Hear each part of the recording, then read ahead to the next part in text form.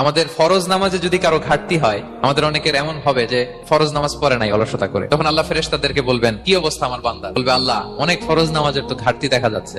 তখন আল্লাহ বলবে উনদুরু হাল্লি আবদি মিন তাতাওয়ু, ফরজে যদি ঘাটতি থাকে দেখো তো আমার বান্দার কিছু নফল নামাজ আছে কিনা। ফেরেশতারা এবার খুঁজে দেখবে, হ্যাঁ এই বান্দার অনেক নফল নামাজ আছে। তখন আল্লাহ বলবে ঠিক আছে, এই নফল গুলোরে ফরজের ভেতরে ঢুকাইয়া মেকআপ করে দাও।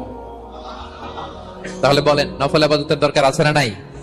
কিয়ামতের দিন ফরজ নামাজে ঘাটতি থাকলে নফল নামাজগুলো সেখানে সাবস্টিটিউট করে আল্লাহ তাআলা আমাদেরকে বাঁচাবেন।